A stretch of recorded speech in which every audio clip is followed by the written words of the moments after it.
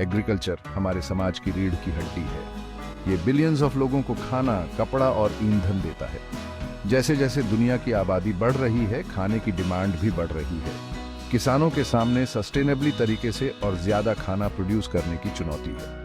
हमें आने वाली पीढ़ियों के लिए अपने पर्यावरण की रक्षा करनी चाहिए।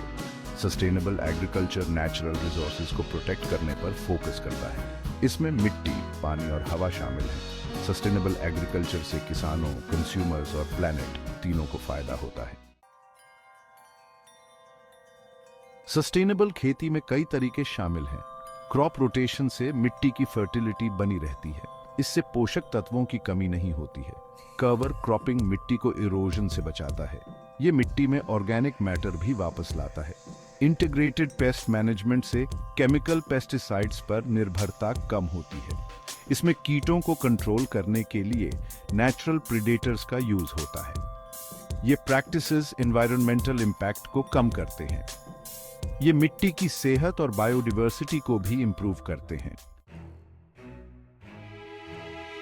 सस्टेनेबल एग्रीकल्चर में पशुधन का बहुत इंपॉर्टेंट रोल होता है। Integrated crop livestock systems nutrient cycling को बढ़ावा देते हैं। जानवरों का गोबर फसलों के लिए खाद का काम करता है। ऑर्गेनिक फार्मिंग खेती करने का एक होलिस्टिक अप्रोच है। इसमें सिंथेटिक पेस्टिसाइड्स और फर्टिलाइजर्स के इस्तेमाल की मनाही होती है। ऑर्गेनिक फार्मिंग मिट्टी की सेहत और बायोडायवर्सिटी पर जोर देता है। ये एक हेल्थी इकोसिस्टम बनाने में मदद करता है। कस्टमर्स की डिमांड अब ऑर्गेनिक प्रोडक्ट्स के लिए BRH रही है। वे इन प्रोडक्ट्स के लिए ज्यादा पैसे देने को तैयार हैं।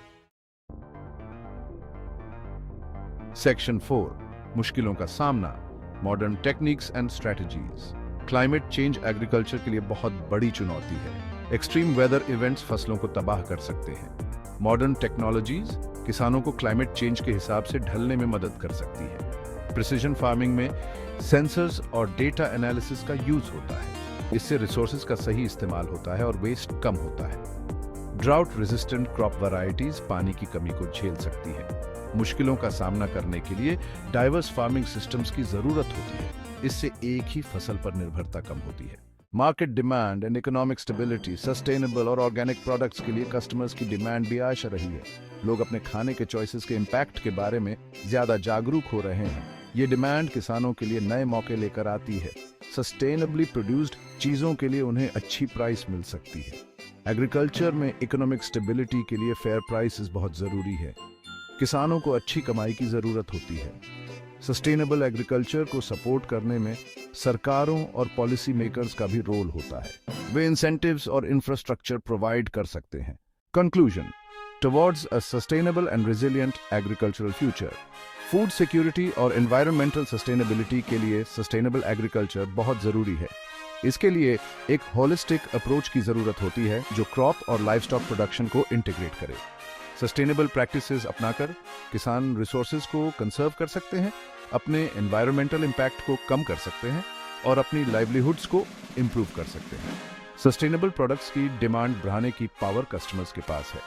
कॉन्शियस फूड चॉइसेस करके वे ज्यादा सस्टेनेबल और रेजिलिएंट एग्रीकल्चरल सिस्टम को सपोर्ट कर सकते हैं। एग्रीकल्चर का फ्यूचर सस्टेनेबिलिटी को प्रमोट और प्रैक्टिस करने के हमारे कलेक्टिव एफर्ट्स पर डिपेंड करता है।